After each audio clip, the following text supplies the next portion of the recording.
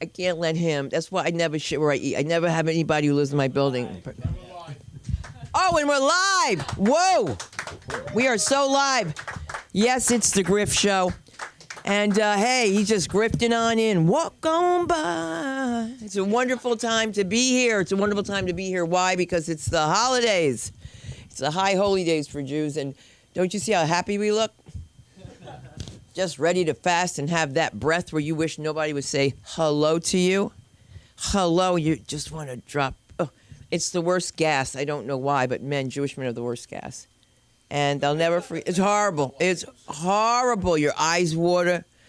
It's despicable because it's the last meal you're going to have for 27 hours, right?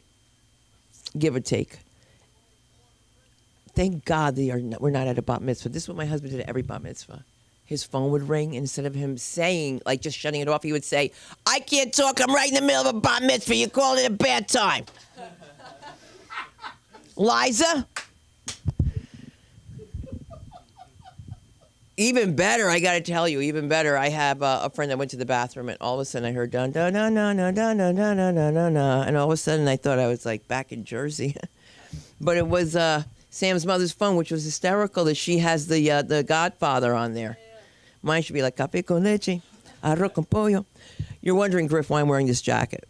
Because I'm busty. For jokes, right? You really have to wonder when you go for a mammogram when they say, do you have implants? Like, really? You're in the wrong business if you can't tell. Come on in. The water's fine. Hello there, handsome. How are you, sweetheart? Where you been all my life? Don't pass go. Don't collect $200. Go pay the big man over here. I've been sitting at home wishing I could be a comic, but... But what happened? Charlotte stopped you? I don't know. I thought I'm too old to be a comic. By the time I become a comic, I'll have to wear Depends to go to the fucking... But you were wearing Depends when I met you, so who gives a shit? Make believe it's a prop. It gets worse as you get older. Why? You need two Depends? And you urinate in your own pants occasionally, so... All right. Okay. So it's like a self-giving golden shower. Yeah, You have to find the positive. Give it to yourself in front of your audience. In front of your entire audience. And with you, how many personalities are there we're working with tonight? I'm Psycho. Psycho Wyco. Okay. And My mind, and I'm here. And you know what? of all the things you've lost, it's the mind you miss the most. I'm happy I'm here. I don't know. I didn't write any material. I just came just to see what it's like to be a comic. Because I always wanted to be a comic. Unfortunately, I ended up doing real work that made me money instead of being a comic because I didn't have a good... I didn't know I can get any of that money, so I don't know. I don't know what business you're in. $10. Oh, man. Give me $100. You're too kind. $100, everybody. That's how much it costs to do it. Guess what? $10 in my car. You want to go to my car, Sandra? I ain't going nowhere with you in a car, Jeffrey. You know that. Come here and give me a kiss. How you doing? I'm good, sweetheart. How are you? I'm doing. It's good to see you. It's been a while. All right, so thanks for interrupting the entire set here. Where are you going? I need $10. Yes, you do. Sit your black ass down. When we're finished, I will get that $10, okay? I'm so sorry, guys, because, this is a happy place. This is a happy place. Things are a little different, okay? Because now when people are performing, they're trying to get copies of their sets. So when you go back and forth, if you banter, then you cut in on their time. And so, oh, he must have a customer. You ever see people that have no customers, and then when they have one, everybody knows? You never hear him talking to you. And he must have a customer. He's talking loud. Well, this isn't a one-on-one. Okay, this is 20 on 25. You got 20 personalities. I got 5 on top of that. Perfect. We're a great team. And one of them says she ain't home right now. That's my bill collector personality. I like it. You like it, you're going to love it. You're going to love tonight. I'd like to give a round of applause to Johnny Burrell, who's helping us out over here. Johnny B is working along with Aaron McIntyre. That's right. Aaron's the one who has the acting class that's coming up. And the date is December 8th. That's right, December 8th, right here. And it's always a pleasure to work with people on different levels. You know what I'm saying? And our in-house scholar. That's right, scholar. There's always young people here. Let's give it up for the one and only Adrian Russo. Hello, Adrian. Yeah, she's never heard that 100 times. I know, but I have the Brooklyn accent, so I did it. We don't know anybody here with a Brooklyn accent. Not you. Not me. Who's coming through? Chrysler Plymouth? Entra. Nobody? Hey, listen, we can dream, can't we? Listen, they airbrushed cleavage on me. I don't know where that came from. Great. thank you so much. I'm glad you approve. I really am, because without your approval, You wouldn't know what to do? I would not know what to do. I'm so glad I I know that. Are you following me? I Good. just like you. Right. Okay. Well, keep following me. Nothing physical, I just like you. Okay, that's okay, because you know you always make me get really hard. You know when I get. All for physical. You don't need a pill. You need a checking account. Here's what I'm saying. I got it. All right. Well, I've done that before. But we are not with the Straight Jacket Comedy Tour this time. But we are going to do a Straight Jacket show, which means that everybody who's insane, you have to be insane to be in it. And I've done that before. And so I noticed your hair. It's nice. It's nice, Rapunzel. I liked it to the two ponytails. It's too expensive to get a haircut nowadays. You should get them all cut. So sorry and lame, isn't it? It's like that gold soup joke that every kid forgets and then remembers. I had a crush on a dentist, and I could not remember his name. And it'll be 1 year, November 5th, that I could not remember his name, and I remembered it today. Dr. Litwin, who never knew I existed. I thought I would share that. Isn't that sad? I was always like, I have a pain in my tooth. There was nothing wrong. Nothing. And then I told my girlfriend, and she said, I like him. And I was like, you're seeing Dr. Litwin too? And she was like, yeah. And I was like, oh, she's going to see Dr. Litwin. She's like, because I have a toothache. I was like, she doesn't have a toothache. I said, I'll go with you. So we went. He wasn't interested in either one of us. For that Medicaid card, maybe. All right. I'm kidding about that, and I do like that purse on you. I want to just say that when you're here tonight, just remember that this is not a two-way conversation. People are trying to get their stuff out there, and the reason why I was stalling is I thought I heard somebody else coming in, but we just don't acknowledge it or make a big deal about it. If you have to go to the bathroom, please do it while I'm on stage. If you feel the need to talk, to cough, to move your hoof, do it while I'm on stage. Have respect for your audience members, your colleagues here, and let's start this show. What do you say, huh? Let's start this show. Because I went to the mall today to buy my husband some cologne, and then I thought maybe I'll start him on deodorant. Boom, boom, boom. All right, not my joke. I'm still working on it. I'm taking other people's jokes that have died and slowly making it mine. They'll never know. Are you following me? You follow me? I have you arrested. See what I did there? I'm getting better with that joke. It's getting better. And that's why I think right now we're going to open this show with the comedy of a gentleman who's going to be running the show with his acting classes. I'm so excited to welcome the Film Actors Cafe right here at the LA School of Comedy. And for your pleasure, the one and only Aaron McIntyre. Let him hear you.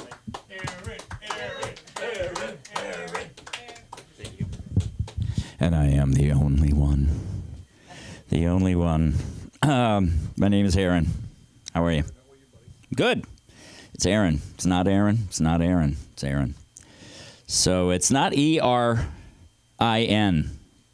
That's the gay way to spell it, okay?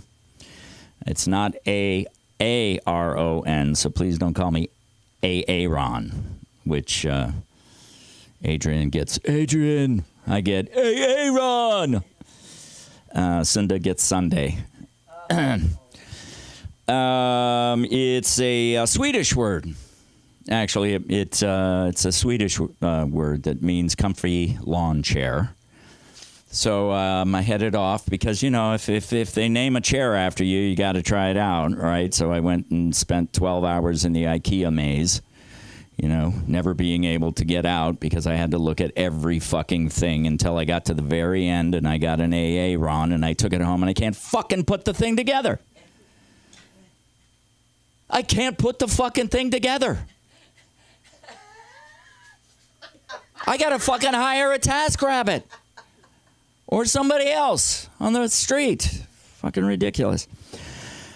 I am bipolar. I have bipolar disorder. Thank you. Yeah, represent. I am medicated, so don't worry about that. I do have ADD, which everybody has. I know. Everybody in this room, I'm sure, has ADD because every person I say, oh, yeah, I got ADD, they go, yeah, I know. I do, too. Everybody does. What? Fuck off. Anyway.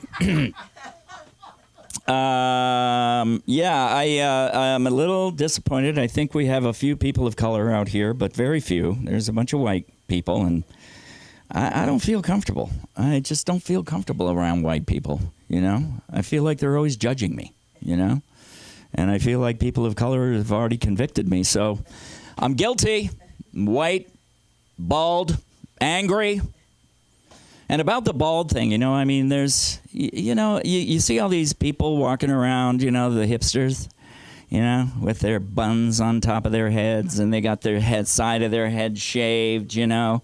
And is that like just a fuck you to people who can't grow hair on the top of their head?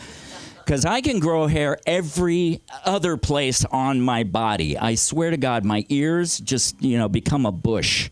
It's like a big bush coming out of my ears, on my back. I've been thinking about getting a hair transplant from my back to my head, but then it'd look like pubic hair on the top of my head. So that's not going to work. That's not going to work. But, you know, there are a lot of women out there who really like bald guys. I'm still looking for them. I'm sure they're out there because I've seen them. You know, there was this one woman, she's gorgeous. She was on, what was that one, V, you know, where she played she was this tall, oh, God, she's gorgeous, dark hair, really pretty. And she was sitting there and doing an interview, and the guy goes, hey, you want to go out on a date? And she goes, no, I only like bald guys. So keeping my fingers crossed that she gets divorced and that we meet somewhere, maybe on the street or something. I am, like I said, I'm very uncomfortable around white people. And it's not because I hate myself, okay? I hate whiny white people. I hate these fucking whiny white people who walk around going, I'm being canceled. You're canceling my culture. Okay, first of all, if your culture is that fucking fragile, then you deserve to be canceled. You should be fucking canceled. Because, and the second thing is, fucking white people, we don't have a culture. There is no culture of white people. White people are all over the place. The only thing that we ever did with music, like music in the United States, since we got here, the only music that we have kind of created is hillbilly, right? It's fucking hillbilly with the fucking banjos and shit and the big tub, you know, boom, boom, boom, all that crap. Rock and roll, country and western, it all came from African Americans. They gave us music here. And they got culture. See, that was a song that I wrote last week, and it's already on the fucking air. But yeah, we don't have any culture. I mean, you know, unless you want to say like country clubs with martinis and caviar, you know, sitting on a chaise lounge, or hanging out on a lawn chair in front of the double wide, drinking shitty beer and eating Slim Jims, right? That's our culture. Those are the two ends. We've got a shitload of money and we got nothing. And all these people sitting around going, canceling my culture. It's really pretty sad. This is a great looking group. You look psyched. You know, you look pumped. You know, the exuberance and the energy in this room is just infectious, and yeah, baby, I'm feeling it. I'm ready to go. Don't fucking say that, Jesus. Okay. All right. So I don't use my phone. I use actual fucking paper to find out where the hell I am. I have no fucking idea where the hell I am. Bald people, yeah. Memory. Yeah, that's what it was. Memory. So yeah, I do have a memory problem. I did take care of my mom. She had dementia, and it was kind of hard to watch, you know, her deteriorate that way. And I start noticing different things that I'm doing that are kind of similar, and it's kind of frightening. So I'm thinking about getting, you know, they've got these implants now that you can put right here, and you just tap it and you can talk. Because what I found is that I'm trying to write comedy, and I'll get an idea, and by the time I pick up the paper or the pen or my phone to do it, it's gone. It's fucking gone. So I'm thinking of doing that, and I forgot the rest of the joke. So I'm gonna stop with that one right there. What else? Yeah, getting back to the race thing. Yeah, you know, I am not a racist. Okay, I know people who are racist say I'm not a racist, but I'm really not a racist. Some of my favorite clothing and textiles have been made by people of color. So, you know, I'm giving back. You know, I actually had some sushi one time that was served to me by a Mexican guy, right? And then I had a sushi chef who couldn't get a job at a sushi restaurant, so he went and got a job at a Mexican restaurant, and he served me the food. He was back there making it, and he couldn't even say burrito, which is, you know, but that's okay. You know, he doesn't have to say burrito. He could say bolito. Bolito makes perfect sense to me. What else here? I got. Maybe I should use my phone. Oh, so because of the race problem, see, I jump all over the place. So keep up, people. Keep up. Because of this whole ethnic thing, you know, with the race and all that shit, I have developed a code of ethics, and I think it's pretty sound.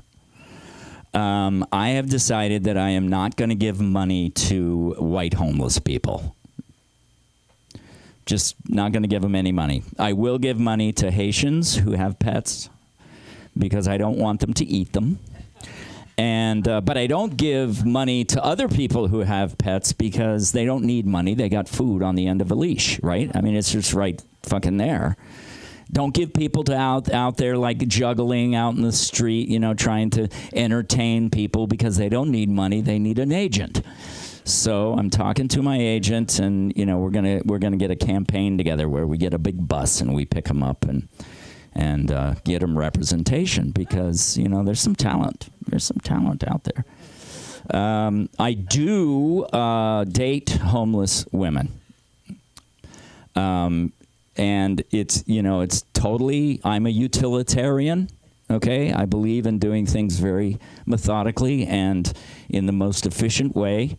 So dating a homeless woman is great because wherever you drop them off, they're home. You know, you can just finish the date and it's like, yeah, okay. Say hi to mom for me.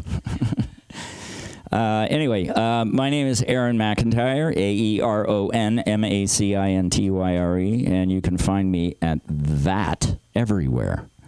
And I give it back. Oh, December 8th, don't forget, December 8th, right here, 4:30 for young adults between 10 and 17, and then from 7 to 10 for adults. And it's free of charge to come check it out, see if it's something you might want to do. And with that, I say good night to you. And bring up Sunda. What? Oh, yeah. Ladies and gentlemen, this man is a political genius. He is a person who has all of the answers to everything. And I can't wait to hear what pearls of wisdom he will bring up tonight. Give it up for Mark Zaffron. Yeah. I knew the last name. The Mark was there in the beginning, but Mark Zaffron, ladies and gentlemen. Yeah. And I'm going to set up your stool for you, Mark.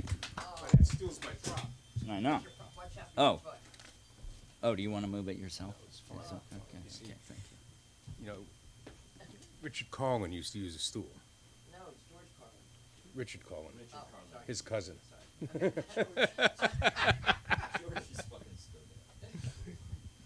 Anyhow, you know, very momentous things going on today as Florida is being washed into the ocean.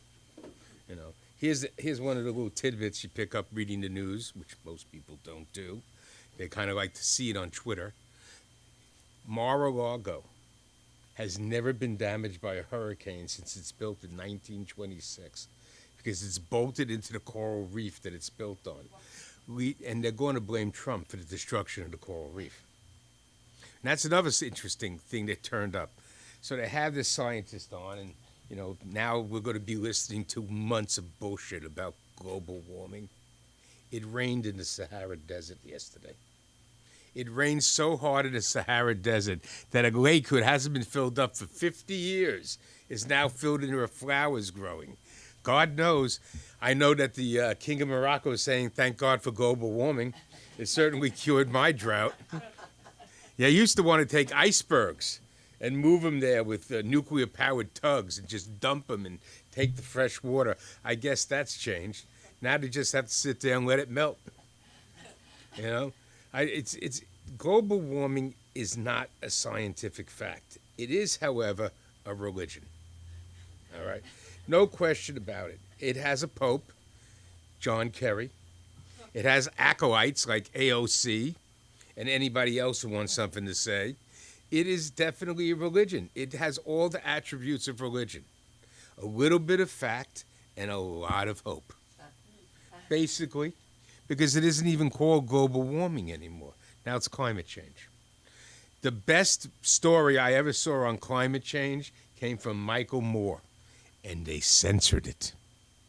Now, censorship's a big issue in America today. As was complained about me watching some videos on YouTube, I very much enjoy testimony by Robert F. Kennedy in front of the Congress. The way he ripped apart 120 members of the Congress asking for him to be censored before he even got to talk was fascinating. The only thing about Kennedy is that he can do anything. He is truly a Kennedy. He could actually get caught in Times Square with a dog and a sheep and not have anybody dislike him any longer. Excuse me. Are those people's jokes that you wrote down from going to comedy clubs? I'm making them up as I go along. I bet. I'm reading them as you're going along. You should use them. They're pretty good. We're gonna give them to Aaron for checking. Can I fact check those jokes? Am I allowed to speak about sex at my age, or is it too As long as you don't get too verbose about it. Because as I pointed out here the other night, there was a study that the optimum size of the male penis for intercourse with women is 4.5 inches. Do you know how many men in the audience started looking down and saying, "Thank God"? They all thought that they were inadequate. Now it turns out they're the perfect size. Of course, men only worry about how big it is. Most men are size queens.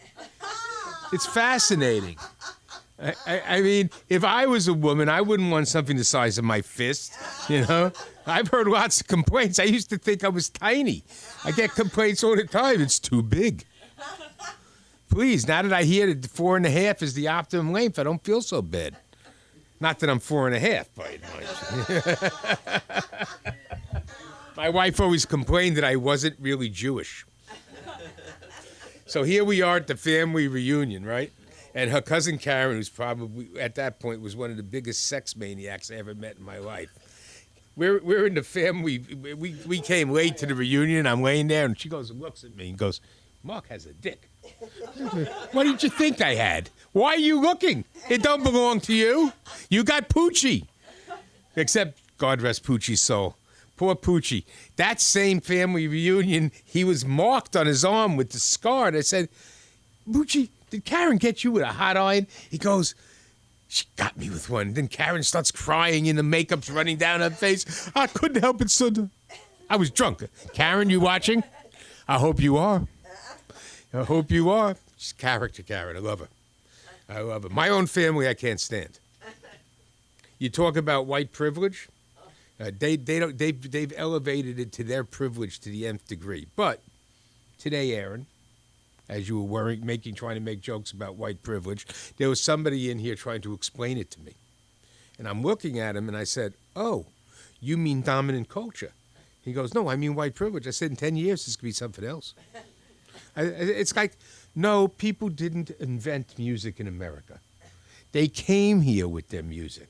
The Irish came here with their music, clog dancing. That's that song they all sing when they get drunk? Danny Boy. Right? The English came here with their music, all right? What is it? The 7th Cavalry. The Indians loved that one. As they were playing it, they just shot their arrows a little further, gave them a little rhythm for the thing. You know, black people had an indigenous music, very nice. That's jazz, and all of that comes from African-American culture. There's no question about it. What songs did the Indians have? Now, if we learn it from watching old John Wayne movies, it goes something like this. I mean, they really didn't have all that much music. So there really is no Native American music. All we have is African American music. And, rock and roll was the Brits. I know Chuck Berry was one of their forebears and everything else. Oh, speaking of size, Queens, there's rumors about Chuck Berry. Right, frightening, yeah. It's unbelievable. But here I am. I took away everything you could say about sex in 30 seconds. Well, I decided not to get too involved with politics today because I've decided how the Israelis are going to retaliate. Joe Biden said, you can't knock out the oil terminals. You can't knock out the nuclear plants. No, they're not stupid. They're taking out Khomeini. It's the only thought process solution. Take the leadership out. What's Joe going to do then? Oh, well, talking about Joe, everybody liked the way he bigfooted Kamala. I love the way he threw her under the bus. What did she think? You're going to throw this man who's been in Washington longer than you're alive, living off the public tit, right? A consummate political backbencher, right? And you think you're going to throw him out in a coup and he isn't going to get you? Wait until you see the first 2 weeks before the election when Grandpa Joe gets really old and cranky. I mean, he's going to do it kind of this Joey like. Going to destroy her, and then there are going to be rumors that she sleeps with Hunter. I mean, come on, right? They're going to have pictures of Kamala doing lines with Hunter in the back of the White House. And hey, what do you guys think about Doug Emhoff? I knew he was a creep. All right, running the Venable office, all the women are coming back and saying he was a creep. Well, when he slapped that woman, we're not supposed to say that. That's malinformation. But anyhow, when he slapped that girlfriend of his, why didn't Kamala believe her? Maybe he's been beaten on her and she's an abused woman. Could be, but I think it's the opposite. I think she kicks his ass every night. All right. Yeah, I don't get the light here. I own the place. Anyhow.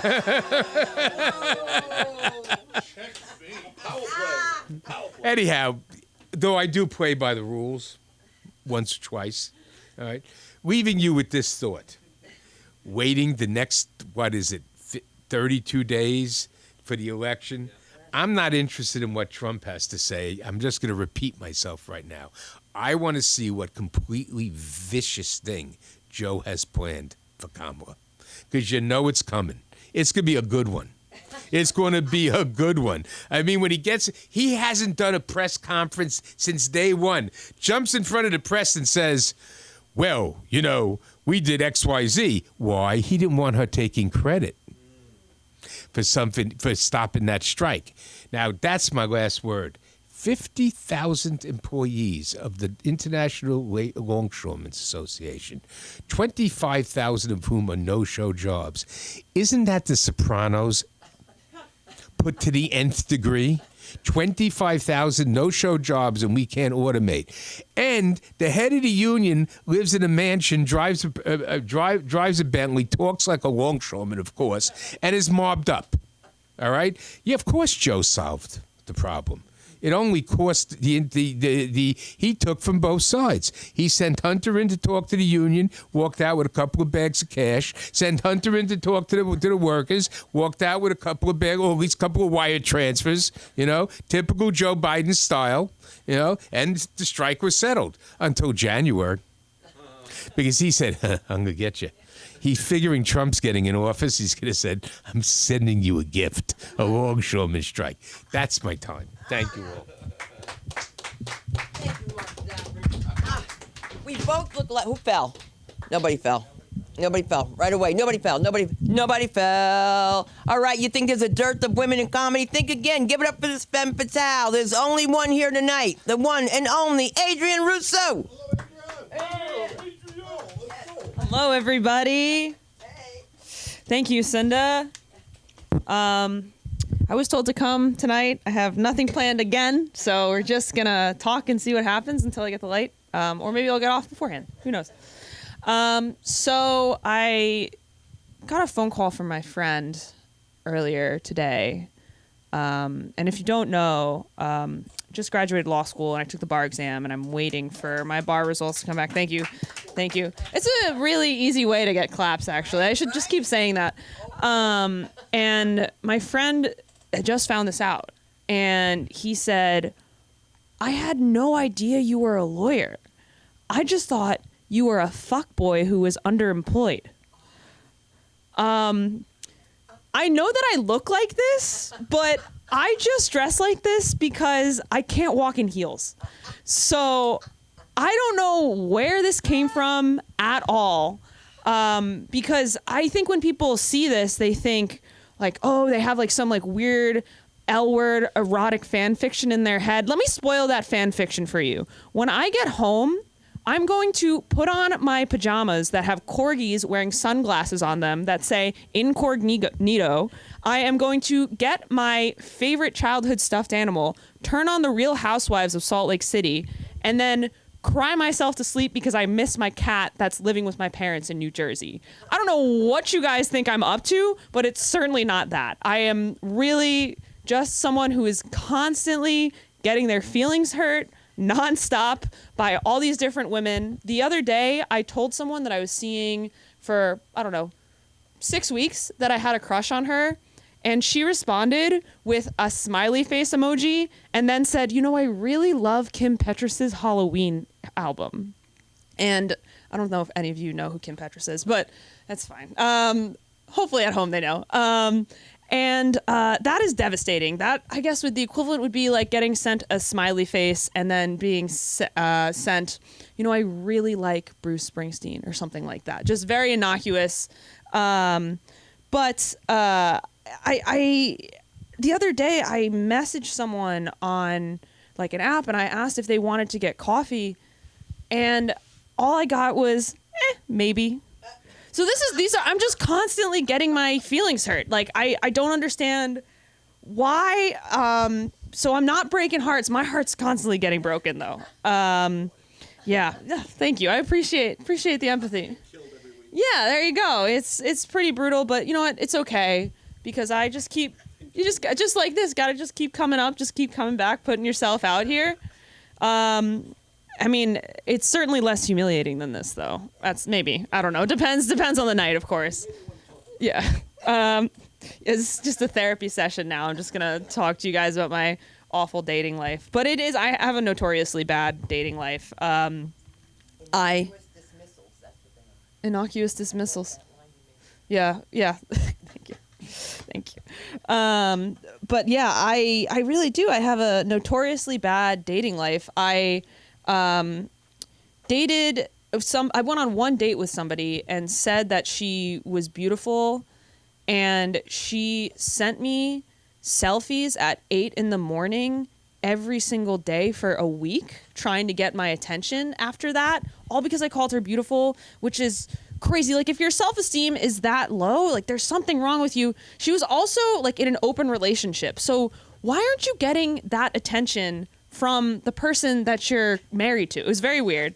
It's really, really weird, really sad. Yeah, what else is going on? I mean, yeah, I really... You're getting attention from everybody. She should be. Thank you very much. This is a feedback mic now. Woohoo! Yeah.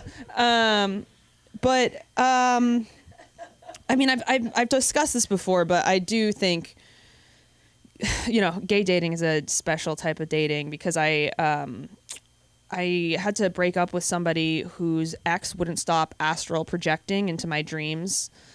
And if you don't know what that is, it's basically when somebody projects their consciousness into your own consciousness, and it's basically witchcraft. And what had happened was I would continue to have these dreams where I was like in a room and then someone would appear and would just yell about this woman that I was seeing. Why are you with her? Blah, blah, blah, back and forth, back and forth. And I finally said, like, I told her, I said, I keep having this weird dream where someone is appearing in a room and telling me to stay away from you. And she goes, oh yeah, that's my ex. And I said, how often is this happening that you know immediately who it is? And apparently it happens so often that she has like a copy and paste text to send to this girl. And that's just a repeat, you know, boilerplate, basically a contract over and over again to just legalese. Like, please stop. You're harming my client, person that I'm seeing, but that's terrible. Whatever. It's fine. yeah, and then I've got another friend whose boyfriend will eat chili dogs every single time they get into a fight, so they don't have makeup sex, which is disgusting. I have no punchline for that because you can make one up on your own. Yeah. It's pretty brutal. I got nothing, Cinda. I'm so sorry. I'm. What about these flakes out here, though? Come on, Oh. for coffee and they 5 minutes and I can't get Yeah, that's true. Yeah, it is. I mean, there is a lot of LA flakes. I mean, I got stood up on my first date ever, which doesn't happen in the Northeast. If people, I'm from New Jersey, so when people say they want to meet you somewhere, they will. They'll show up, and they're really reliable. Here, they're so flaky. So I got stood up for the first time. This girl, her name was Nini. And as soon as I saw the name Nini, I was like, this is totally a catfish. I don't know why. I've never literally met a person named Nini in my entire life. Because like the 40-year-old man on the other side was like, was just like, I'll just hit these 2 buttons and that should be good enough. And I said, we had a plan to get chicken wings. This is a terrible idea, by the way. Chicken wings are like the worst first date food ever. If somebody can watch you eat barbecue chicken wings on the first date and not judge you and go on a second date, they love you. You should propose to them right away. Because nobody wants to see anybody go to town like that. Depends, actually. Some people might be into that. Not me, but some people might be. But yeah, I said, let's meet up at this place for chicken wings. It's going to be great. And I texted her, I was like, hey, I'm going to leave in 20 minutes. And she said, I'll be there, but my dog looks really excited right now.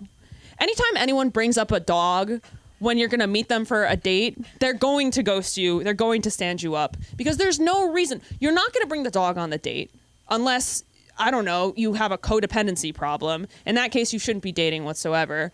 I don't give a shit about your dog. I'll pretend like I do. I'll talk about the dog when I'm messaging you because it's a conversation starter and your profile is way too blank to talk about any fucking thing else.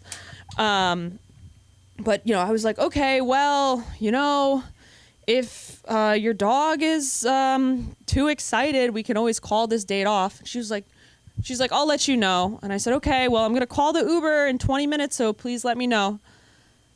Call the Uber. I said, hey, I'm calling the Uber. It's on its way. I get no response. And I got in the Uber anyway because I'm an idiot. And then I said, okay, I'm in the Uber. I'm on my way. I'm 5 minutes from the restaurant. Nothing, no response. At that point, I should have just gone back home, but I'm a simp. So I went anyway. And to be honest, the photos that the catfish chose were really pretty. And I was like, well, if it's not a catfish, it's a win for me. So I then went to the restaurant and waited 30 minutes for Nini. And Nini was a no-no. So she did not show up. But what are you going to do? I mean, yeah, I very briefly dated somebody who was only 3 years younger than me, but it felt like she was 10 years younger than me because she was the most immature person ever. I told her that I just wanted to be friends, and she had a total breakdown and told me that I was ruining her life and that her therapist knows about me and knows everything about me. And I said, oh my God, I don't think about you ever. So, maybe I am a fuckboy. Who knows? All right, everybody. That's it. That's all. Thank you for listening. You can find me at Adrian Russo, MGMT, on Instagram because I do management too. If you're a musician, I will manage you and try to get you booked to places. So thank you very much. Oh, please. Yeah. Oh, Griff, yes. And now to bring up, I don't know who this person is, but he walked in so confidently, so I'm very excited to see his comedy. It is Griff.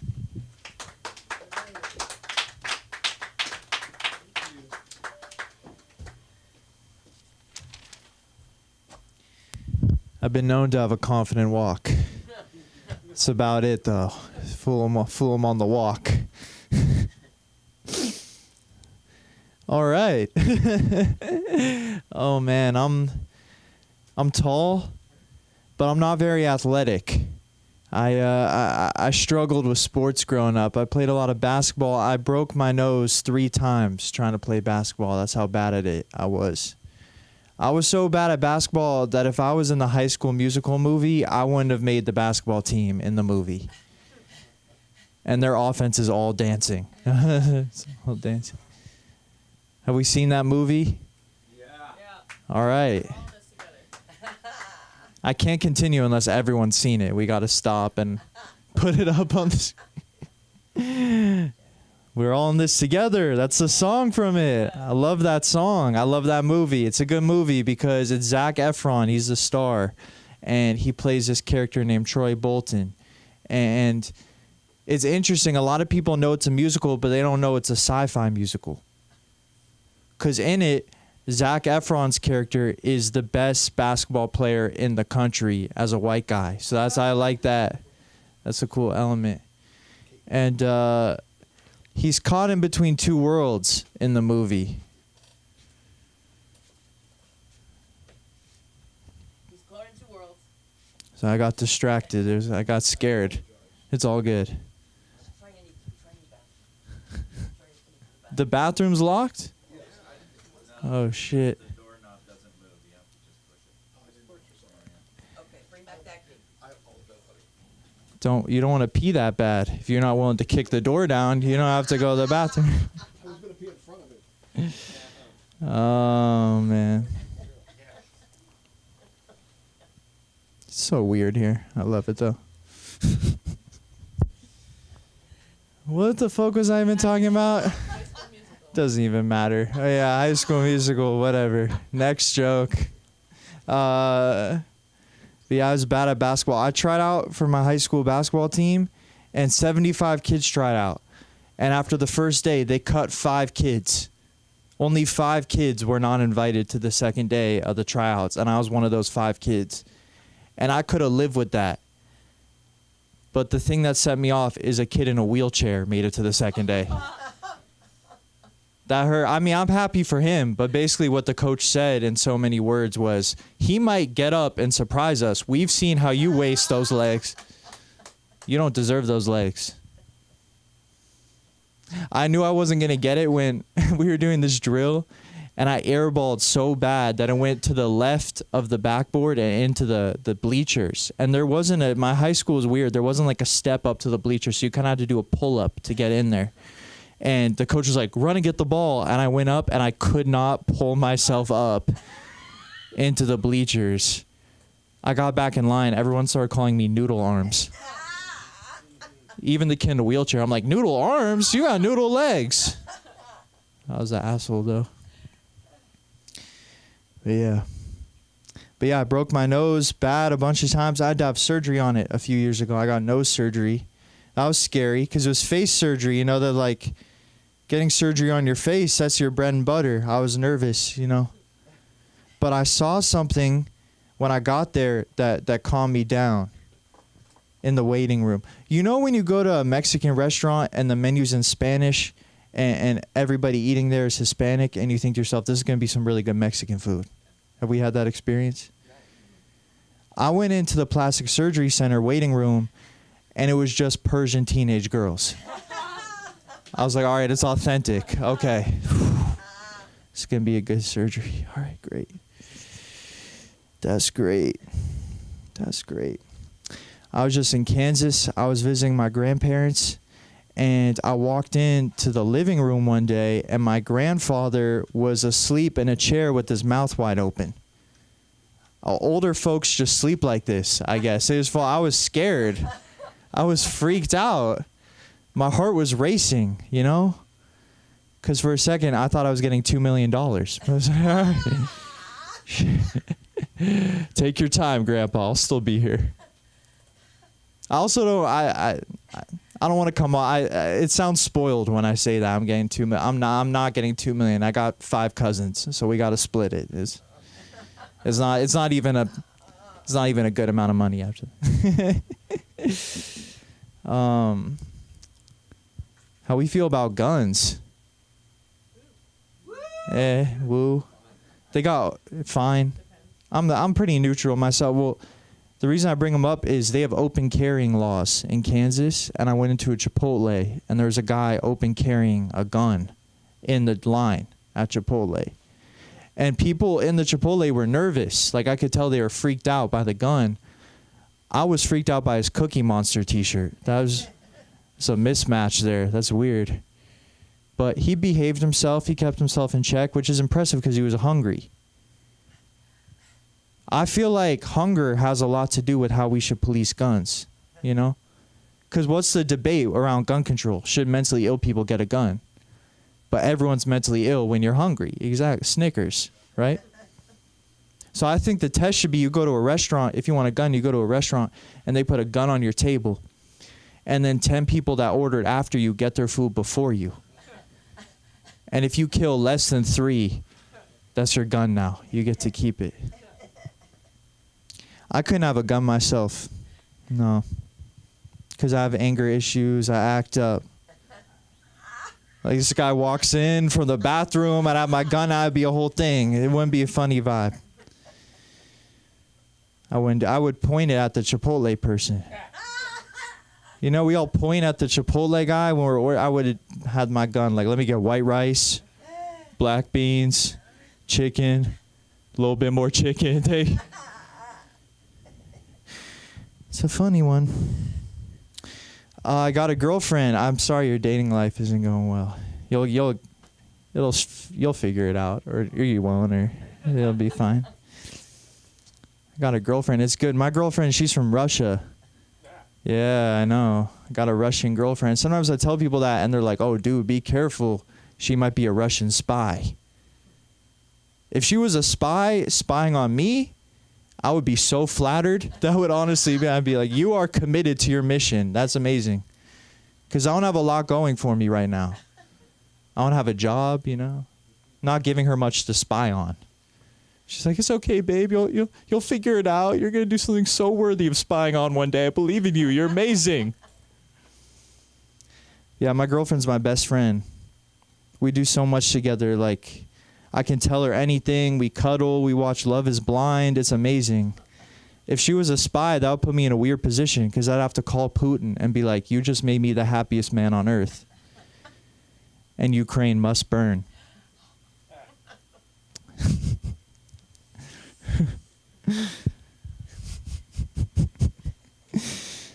You guys get it, though? Because it's like, because he made me, you see it's like, it's facetious, right?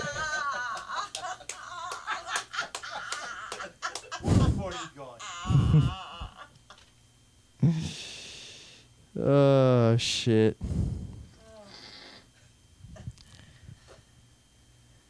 I think my relationship is going well because she didn't like me at first, my girlfriend. I had to work for it, you know, like I had to pursue her for 6 months before I finally gave up and purchased her from her father. No, but I think it's like, because I kind of have low self-esteem. That's kind of like the prerequisite for walking in here. And sometimes I go on dates with women and they would like me right away. And that'd be a turnoff, you know? I'd be like, you fell for the button-down shirt? I only have one. Okay. All right. That's it. Okay? Where's your next job? Okay. Griff James on all platforms. Please follow me. Jeez, please. I got a show that I'm throwing next Tuesday, West Side Comedy Theater in Santa Monica, 8 p.m. Go to their website. Please buy tickets. They are not selling. So that should make you want to come. It's going to be great. People are going to focus on you because there's going to be for you. Oh, we gotta do something next time when you're doing this. How long did you know you were doing this? It's happening fast. Oh, come on. You guys wait till the last minute. Just next time. That's why you're here. To tell people and tell them to come. And if they mention the LA School of Comedy, they get in or something. Are you asking a question or rubbing your head? Oh, okay. Because I figure if I don't let this next gentleman up, we're going to have to all carry him out. Let's really give our love, cheer, and a big welcome to our own prodigal son, the one and only Jeffrey Fleitman. Let him hear you. When you get that light, you gotta wrap up in 2 minutes. Okay. All right. I'm gonna Hi, everybody. It's been a long time since I've done this. I think I started this before COVID, and I was doing pretty well, and then all of a sudden, 2 years off, and getting old. I don't feel like staying up. I don't feel like staying up past 9 o'clock. It's just that's the reason why I actually don't perform. The reason why I don't perform is because I figure at open mic I'd have to be up till like 11:30 or 12, and I don't think I can make it. I think I need an earlier bedtime. Now, let me talk about a few things. I have some cards. These are old things, and let me just talk about it. You know, recently I was in a plane, and normally when I go on a plane, the first thing I look for is a big fat person or a crying baby, because I don't really have to decide what seat I'm in. I know I'm somewhere near them. Also, when they tell me the safety instructions and they tell me to put on a seatbelt, I'm a little concerned that the seatbelt is going to work. Like, I'm going to put a seatbelt, I'm 200 or like 3,000, 30,000 feet up in the air, and the seatbelt's going to save my life. I think it's the most ridiculous thing I've ever heard, to put on a seatbelt in a plane. Then going under the seat to get the seat cushion, that's for somebody who's young. At my fucking age, you think I could bend underneath that seat to get the seat cushion and float in the ocean? You think that's ever going to happen? So whenever they do these safety instructions, I think this is ridiculous, absolutely ridiculous. Now, I'm going to go on to a topic that I really like, is sex. Since I am old, I feel it's probably going to come off like I'm a little bit perverted, but what can I do, you know? This is what I like to talk about. And one of the things I want to talk about is the clit. I think God made a mistake. Why wasn't the clit put in the center? If it was put in the center, it'd be so much easier for me to make them orgasm. Instead, I got to go to the side. It's a whole lot of effort to get them to come. Then, second thing, how do you know when they're coming? Unless they really tell you, or unless you can really, you're a genius, they can fake it, which I think is the most outrageous thing in the world, that a woman can fake orgasm and be happy with that. Additionally, imagine 30, maybe 200 years ago, there were no vibrators. What the fuck? How many unsatisfied women were there? Tons of them. So life without a vibrator, that's ridiculous. Also, I think God made a few mistakes, and I'm going to tell you some of them. One, I'm sorry, everybody, it's a little offensive. I think sperm should taste like vanilla ice cream. This way I get more chance that girls will actually swallow the fucking thing. Okay? I mean, wouldn't that make more sense? How about a clitoris near the anus? This way I could get some anal sex once in a while and they could come right away. Didn't God think properly here? How about making all food, and I'm talking about food that is healthy, taste good? Why does kale taste like shit? Why does lettuce taste like shit? Why does anything healthy taste like shit? But why does everything that's bad taste delicious? I don't understand God's plan there. Also, a tail. What the fuck is a tail doing on an animal? Why do they need that shit? Who needs a tail? My cat has a tail. I kept looking at it and go, why? What the fuck is that? If God made everything perfect, something like that wouldn't exist. Then, by the way, I didn't prepare, of course. You know, God forbid I should do any work in my comedy routine. I just took cards from 4 years ago and opened them up, so God only knows what I'm planning here. Now let's talk about infidelity. Of course, all my girlfriends cheat on me, so you would think I'm a bad lay, but that's not the case. They cheat on me in various ways, and I know they're doing it because they have Instagram and all these apps, and I don't know what the fuck I'm doing with this shit. So all of a sudden I see apps, Instagram, pictures, but they never post a picture with me. It's always alone. And I know if they're posting pictures alone, what are they doing? Okay? So I'm in bed, and my girlfriend has 2 phones. I didn't know that until that particular evening when I saw the second phone ringing. And I was like, oh, fuck. Oh, fuck. So I wake up in the morning. I said, honey, you have 2 phones. Doesn't that seem like you're cheating on me? And I said, it was ringing. She said, it wasn't ringing. Right to my fucking face. I'm a lawyer. She told me it was not ringing. I said, are you kidding me? It was ringing. She goes, it wasn't ringing. That was her defense. I couldn't believe it. And then when I said, listen, honey, when you have 2 phones, obviously you got other boyfriends or you're hooking or you're doing something. There's nothing legitimate about what you're doing. You know what she said to me? It's a banking app. So this is the type of women that I find. I'm very, very bad at dating. I've given up dating, actually, because in L.A. I can't find a date. And they say if you're funny, you can get laid. Bullshit. Doesn't matter how funny you are, you're never getting laid in this city. By the way, good luck. You're from Jersey. You think that you're going to meet a girl here? Forget it. These women are fucking obnoxious. And not only are they obnoxious, they think that you should be a millionaire in order to look at them.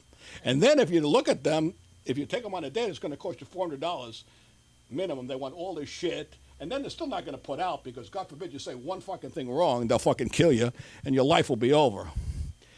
Let's see what else I wrote here. God forbid I should plan anything. Maybe I should be called a shopping bag comic. Okay, by the way, I'm Jewish, and I want to thank the Armenians and the Iranians and the Iraqis who live in California for helping us become less hated. Because now we've got other people to hate. Well, I mean, I know it's racist. By the way, all men are created equal. Now, that's not fucking true, okay? Because I've been in the shower with black guys, Asian guys, and Mexican guys. If you're telling me all men are created equal, you're full of fucking shit, okay? Take that, all of you, because I see the difference, okay? Now, as far as women go, I know it's not woke. Fuck woke. I could give a shit about woke. I'm fucking 64 years old. Woke my ass, okay? PMS, DMS. What I was thinking about a woman is that before she has a period, she's no good. She's got sorry, you're a woman. There's no other woman here. I don't mean to be offensive to women. But let's be realistic. A week before the period, they tell you, I got PMS. Then they got the period for 4 days. Then after that, they're pretty much okay. So let's be realistic. Out of 30 days, you've got probably 19 good days with your woman. Okay? So is this really a good investment for a man? I mean, this is really problematic. Of course, that wasn't that funny, but what can I say? There was no planning here. I'm very, very unplanned. Let's see what I got here. By the way, I'm enjoying myself. I hope I'm not boring the shit out of all of you.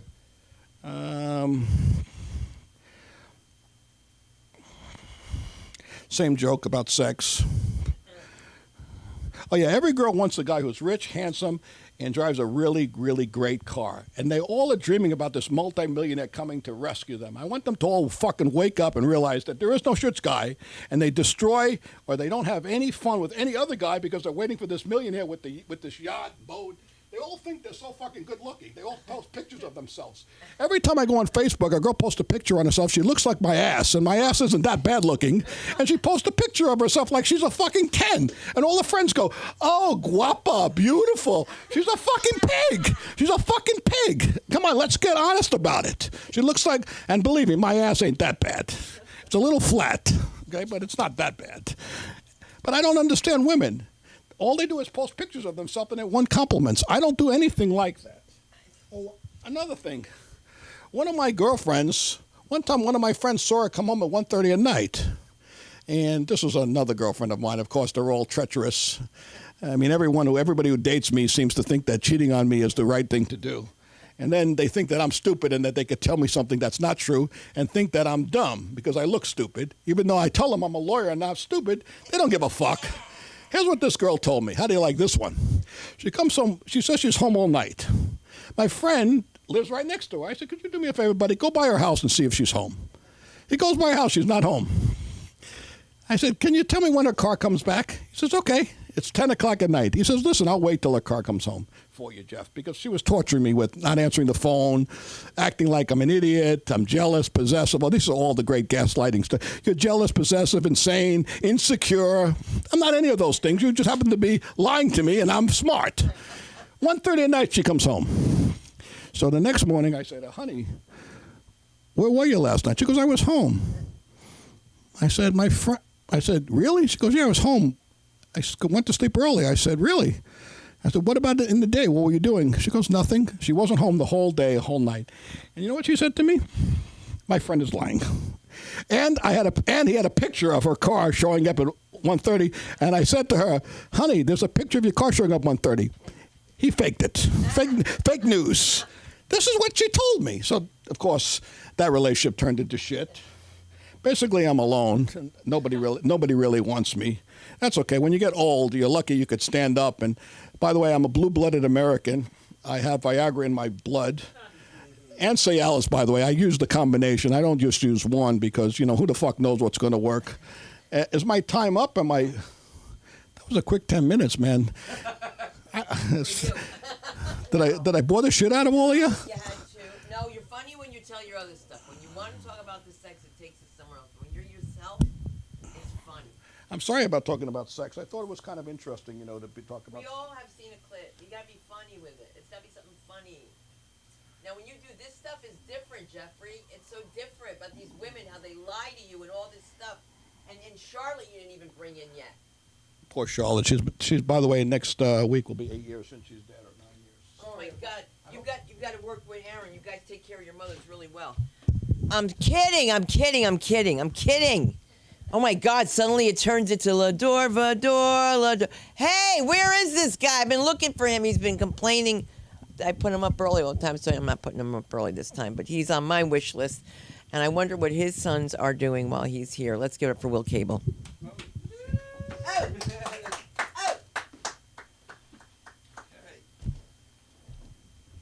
All right. Glad to be here. Got to go? No. What do you want to do, Jeff? I want to go outside, get you the $10, come back in, and then I want to probably go home.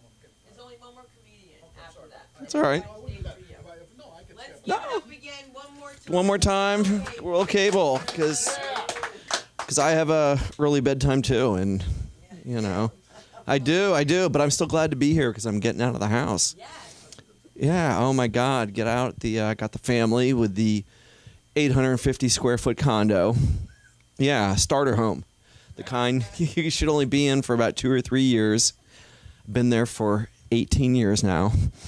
Have a 17-year-old son. A little different than me. Straight A student, varsity athlete. Such a disappointment. Athlete. Like I said, always been good. When he was 7, he hit the game-winning run in Little League.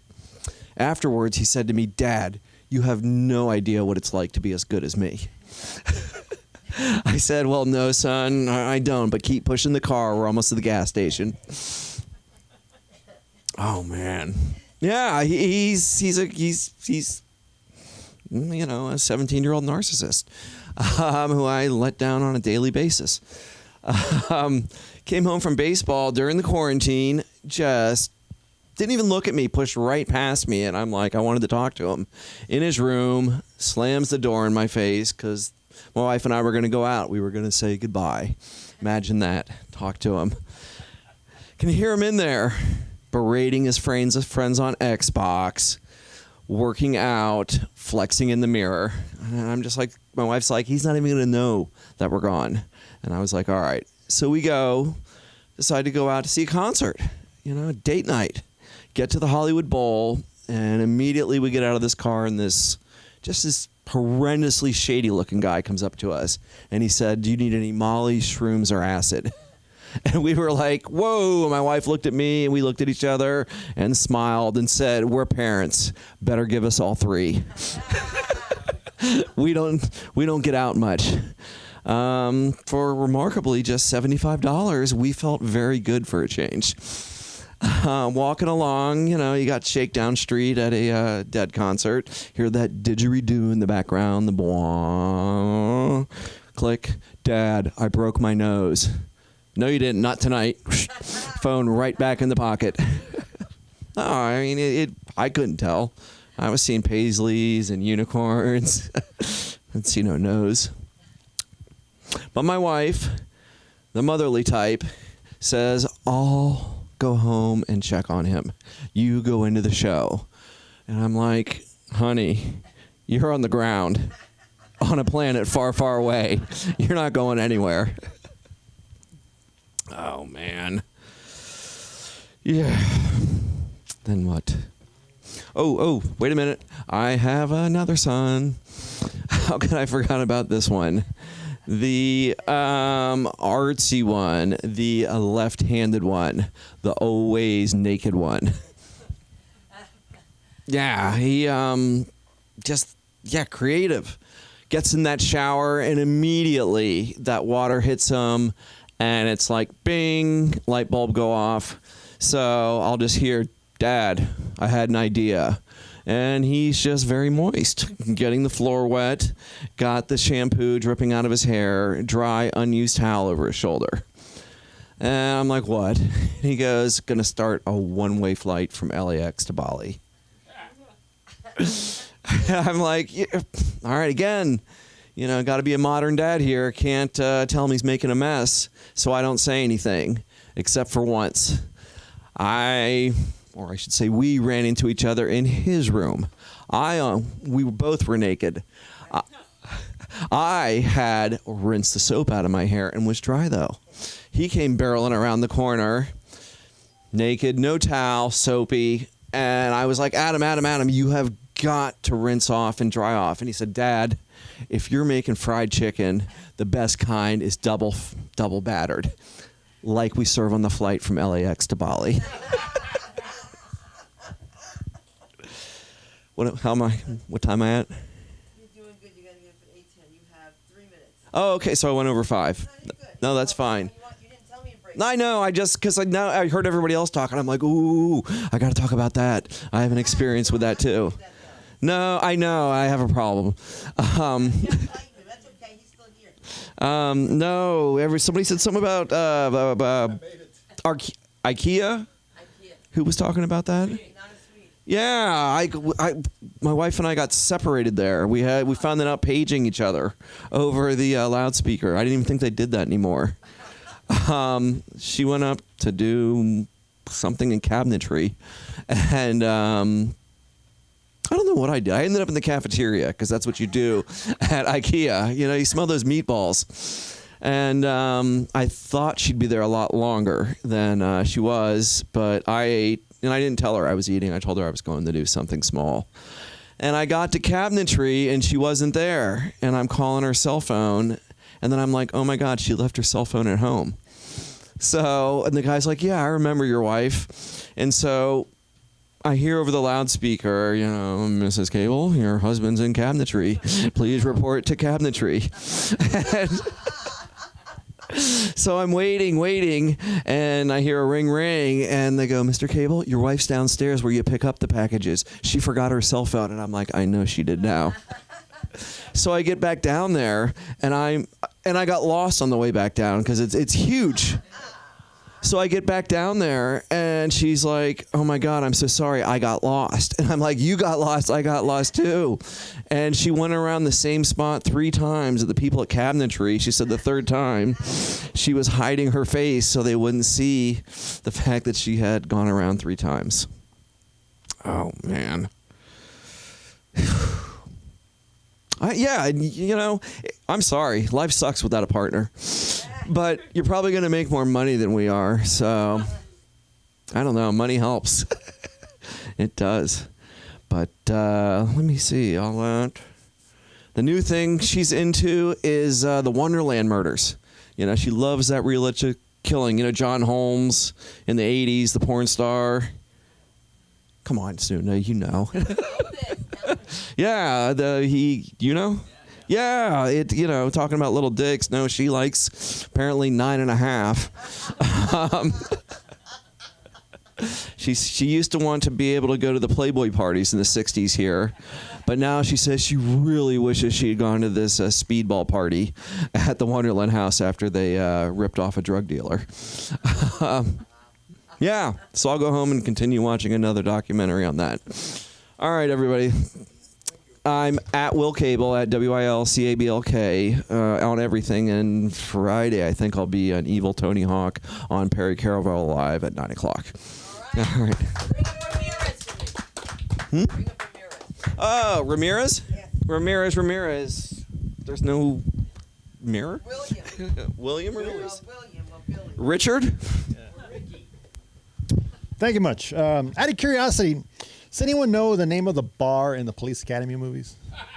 Blue Oyster. Blue Oyster. Okay. Out of curiosity, is anyone here a doctor? Perfect. See, I just love that because it just proves that, in any circumstance, I'm never that far away from that trivial little piece of trivia. And also, if I'm on a plane and if I start having a heart attack, there's a bigger chance that I'm going to die hearing the name of the bar from Police Academy than being saved by a doctor. Anyways, but yeah, I do that part before I introduce myself. My name is Billy Ramirez. I am Latino. Yo hablo español y todo eso. The reason I'm doing all this shtick is to convince you that, yes, I am Latino. I'm Mexican by heritage. I know the name Billy and this demeanor kind of belies the whole thing. But yeah, yo soy mexicano. ¿Qué pasa? Órale. And as a Latino, this is my favorite time of year because there's a lot of cool holidays that take place. But most of all, this means that we're approaching Mexican tiger blanket season, which is my favorite. If you don't know what a Mexican tiger blanket is, I will tell you. It's a thick blanket with tigers printed on it. I've seen wolves on it. I do believe those are for a special occasion, like a wedding or a graduation or something.